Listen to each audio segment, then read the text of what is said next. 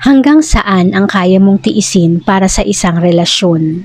Kung ang isang karelasyon at kinakasama ay isa palang controlling, magkakaroon ka ba ng kakayanan o lakas ng loob na ang inyong relasyon ay agad na tapusin?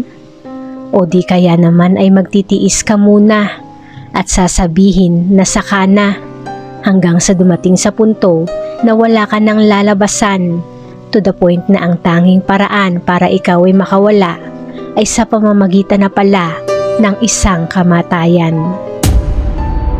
November 2019, si Wilma ay tinangka na tapusin na ang kanilang relasyon ng kinakasama na si Tishko.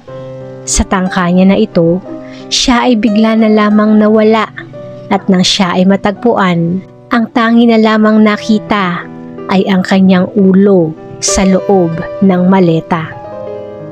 Tara at ating buksan ang pahina ng krimen ng kaso ni Wilma Anderson. Ang Sweden ay isang bansa na parte ng Europa na tinatawag na Scandinavia, na isa namang grupo ng mga bansa sa northern part ng Europa.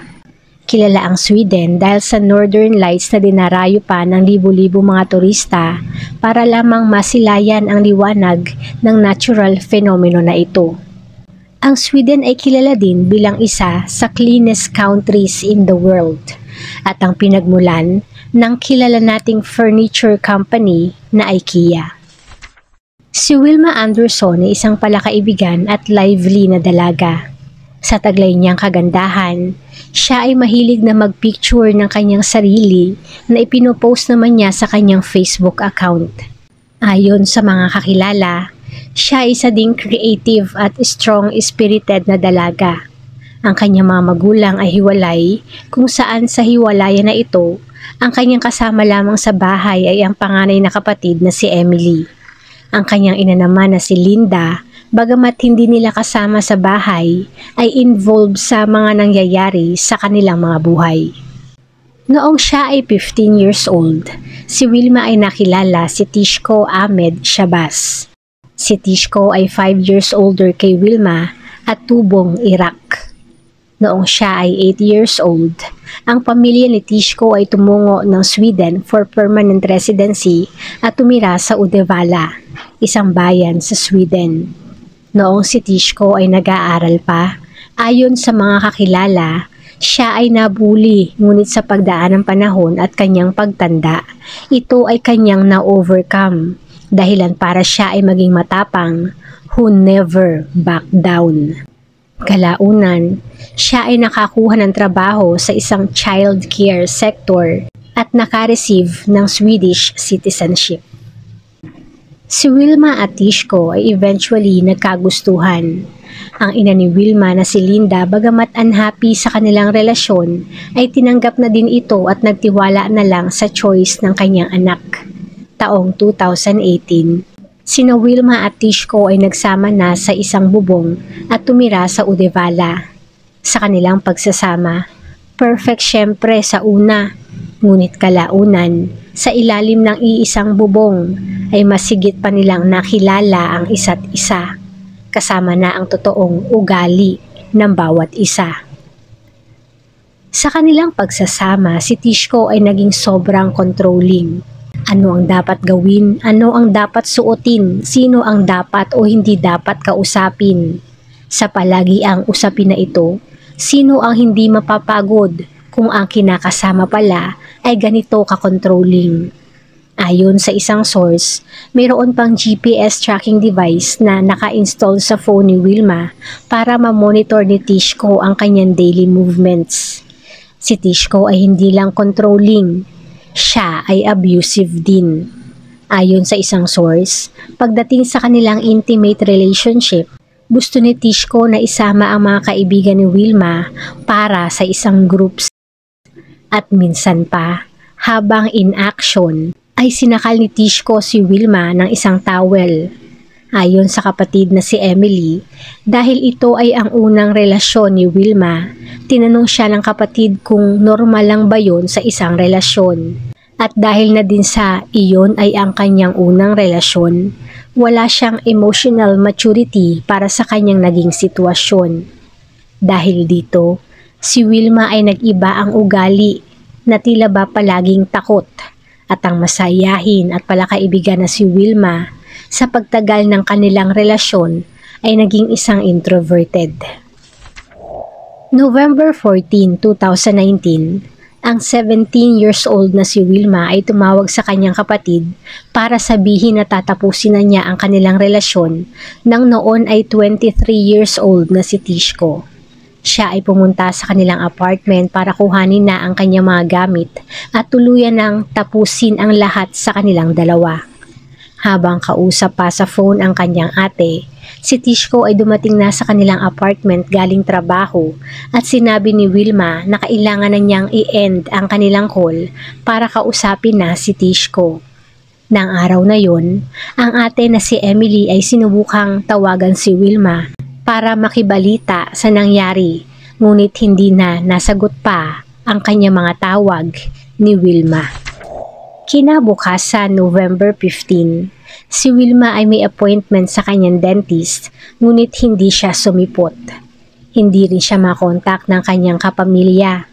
November 17, ang magulang ni Wilma ay kumatok sa apartment ni Tishko para tanungin kung nasaan ito.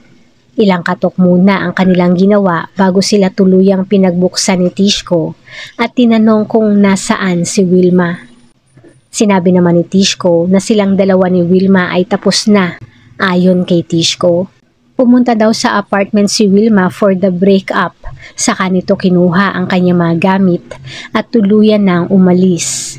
Hindi niya alam kung nasaan si Wilma dahil wala na siyang balak pa na makipag-communicate dito maging sa kanila.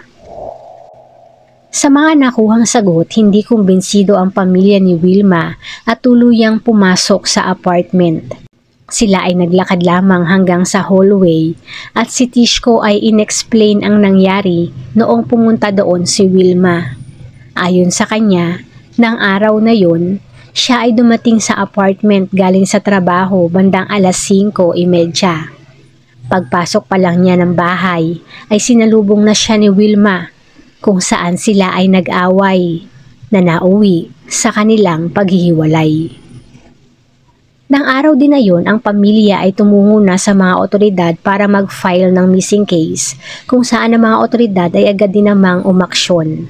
Sa pagkawala ni Wilma, halos lahat ay tumulong para sa paghahanap sa kanya. Ang kanyang ate ay gumawa ng Facebook post para ipagtanong kung may nakakita sa kanya. Kompleto ang detalye tungkol sa kanyang post mula sa itsura ni Wilma hanggang sa detalye kung kailan siya huling nakita. Ang mga kapamilya, maging mga kaibigan at kakilala ay todo effort para siya ay matagpuan. Ang pamilya ni Wilma ay sinabi na din sa mga otoridad ang naging relasyon ni Wilma kay Tishko. Sinabi nila dito ang naging masamang pagbabago ng kanilang anak nang makarelasyon ito, maging ang pagiging controlling at abusive ni Tishko. Sa mga impormasyon na ito, ang mga otoridad ay nag-focus sa naging movements ni Tishko before the incident at base sa kanilang investigasyon, si Tishko ay nakauwi nga ng apartment bandang alas 5 ng hapon. Ayon naman sa mga kapitbahay, sa pag-uwi na iyon ni Tishko, ang dalawa ay nagkaroon ng pagtatalo. Bagamat sanay na sila sa ingay na palaging ginagawa ng dalawa dahil sa madalas na pag-aaway, ng araw na yon, ang kanilang argumento ay medyo mas matagal at mas maingay. Kaya ang isang kapitbahay ay hindi nakatiis at sinubukan na katukin ang dalawa. Ngunit bago pa niya nagawa yon, ang ingay na kanilang narinig ay biglang tumigil. Sa parte ng mga otoridad, isang malaking paghahanap ang kanilang ginawa. Sila ay gumamit pa ng helicopter at police dogs para sa kanilang ginawang search. Gabi ng November 19, ang sapatos at eyeglasses ni Wilma ay nakita na tila may bahid ng sunog. Bilang si Tishko ang sinasabing last known contact ni Wilma, ito ay kanila ding inaresto at kwinestyon kung saan ang tanging tugon nito ay wala talaga siyang alam sa kinaroroonan ni Wilma. Sinabi pa ni Tishko na pumunta si Wilma sa ibang lalaki nito, ngunit iyon ay pinabulaanan ng pamilya ni Wilma dahil wala silang alam tungkol sa sinasabing ibang lalaki ni Wilma.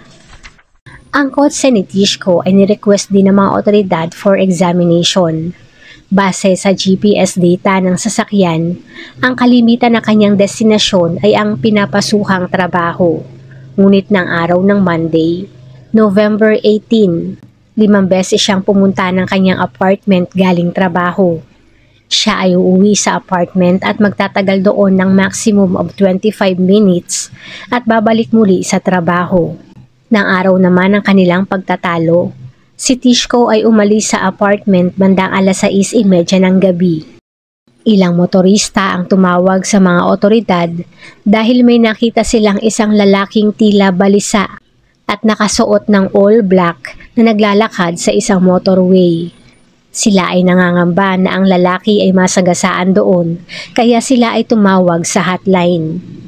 Nang pumunta ang patrol sa lokasyon, ang kanilang nadatnan doon ay si Tishko at ayon sa kanya, nagkaroon sila ng pagtatalo ng kanyang kinakasama at binalak na sumakay ng train papunta sa isang kamag-anak. Nang dumating naman ang train, ay nagbago ang kanyang isip kaya siya ay lumakad na lamang pabalik. Nang maaresto si Tishko, ang mga otoridad ay tumungo sa apartment for investigation. Sa apartment ay nakita pa ang bag at coat ni Wilma. Ayon sa ina ni Wilma, hindi aalis ang kanyang anak nang hindi nito dala ang kanyang bag at sa lamig ng panahon dahil Nobyembre noon ay hindi din ito kakalimutan na isuot ang kanyang coat. Sa nakitang mga gamit, ito ay taliwas sa sinabi ni Tishko na umalis si Wilma dala ang lahat ng mga gamit niya. Isang luminol test ang ginawa sa apartment at ilang mga bahid ng dugo ang nakita sa may pader, sa 2 kwarto at CR doon. Sa sahig naman ay may nakitang traces of blood na tila may isang malaking bagay ang hinatak mula living room hanggang sa bedroom. At sa kama sa kwarto ay nakita ang isang malaking trace of blood na tila hubog ng isang tao. Isang patalim din ang nakita sa kusina na may trace ng dugo. Sa nakitang mga traces of blood, ang mga otoridad ay mas kumbinsido na si Tishko ang responsable sa pagkawala ni Wilma. Sa patuloy na paghahanap, mayroong mga garbage bags silang nakita na may lamang takip ng kama na pagmamay-ari ni Tishko, na puro bahid din ng dugo. Isang search muli ang isinagawa para sa nawawalang si Wilma. Gumamit sila ng helicopter, drones at search dogs para matagpuan ang dalaga. Tinatayang nasa 400 volunteers ang tumulong at mayroon ding group of divers ang nag-assist sa kanilang paghahanap.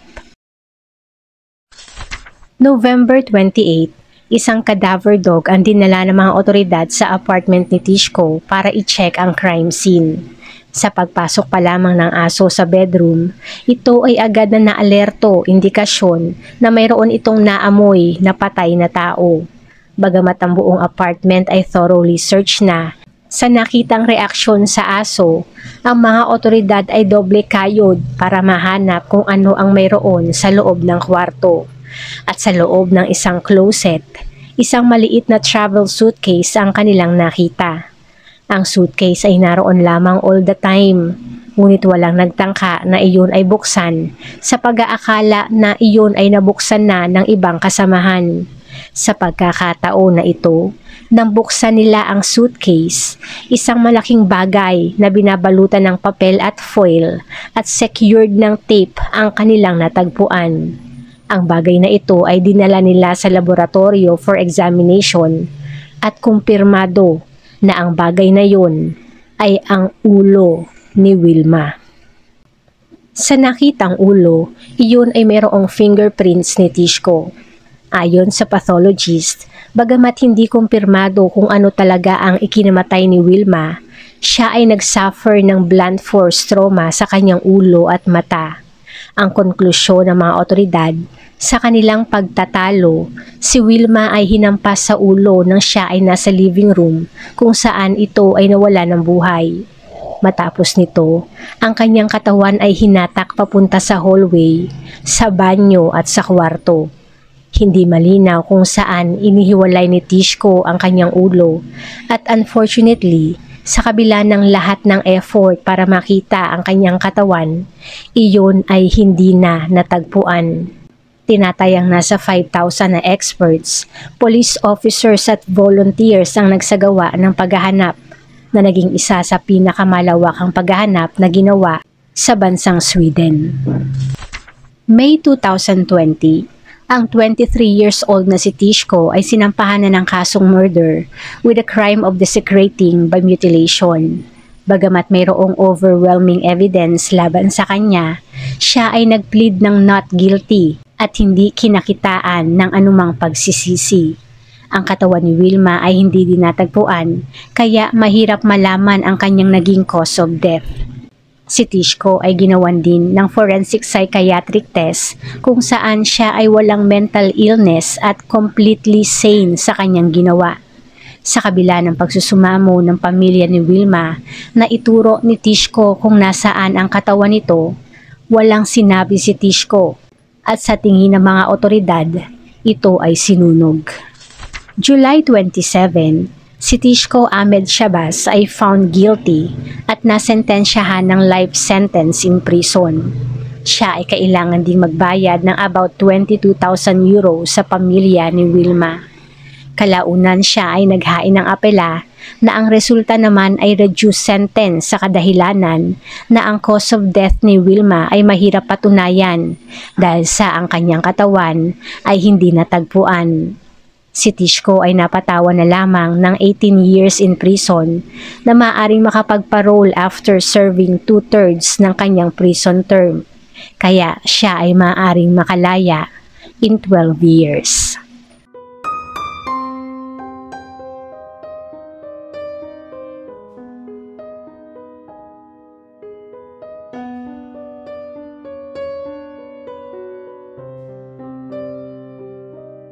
Bago isara ang ating pahina, shoutout po sa ilan sa ating manonood.